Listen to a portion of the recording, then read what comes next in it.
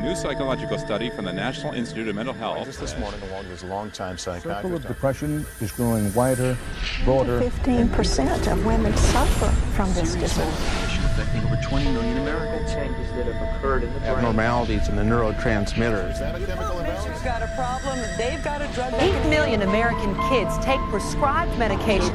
Need psychiatric care. But what if the criminal is mentally ill? The punishment, a form of aversion therapy. 10-minute cures on the show, but I want to... Seasonal affective disorder. Oppositional defiant disorder. Schools criticized for over-prescribing.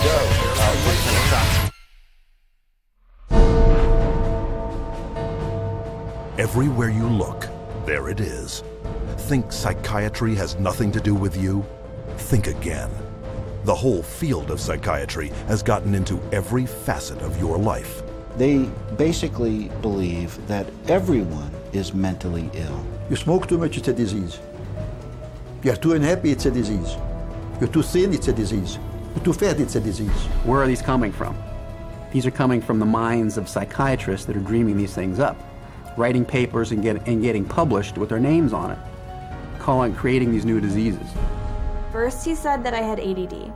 Then he said that I was depressed. Then he said I might be bipolar, but I don't have ADD anymore. And he said, you know, I've been noticing you, and I wonder if you have it too. What they decided is that both my husband and my son had a chemical imbalance that needed to be corrected with a chemical balancer.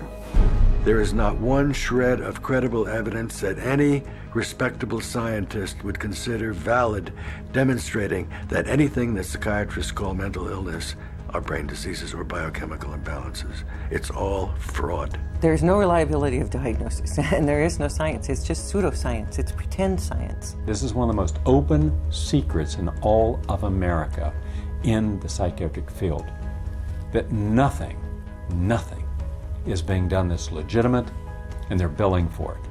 Psychiatrists claim that over 1 billion of the world's population is mentally ill. In the past 35 years, the number of people taking psychiatric drugs has more than tripled to over 120 million users today. And right now, they drug 20 million school children with stimulants and other psychotropic drugs. When recently asked about the scientific basis of their profession, those psychiatrists willing to be interviewed offered nothing but excuses.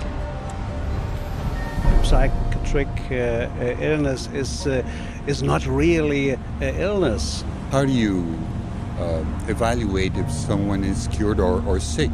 Cure is certainly something we look forward to. We had no earthly idea how to accomplish.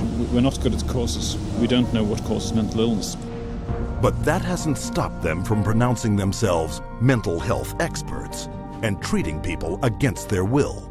And the results are self-evident. This psychiatrist, man who's supposed to work to heal people, has done nothing but destroy this man's life, and in destroying his life, destroying the lives of all of his loved ones. Excuse me. They've damaged and ruined my son, and they've trapped him in a system.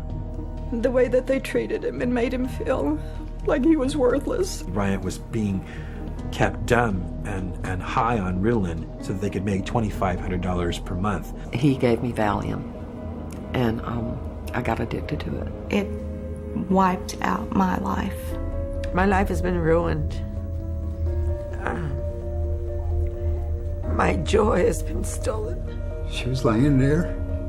She took two gasps of air and died right there in front of me.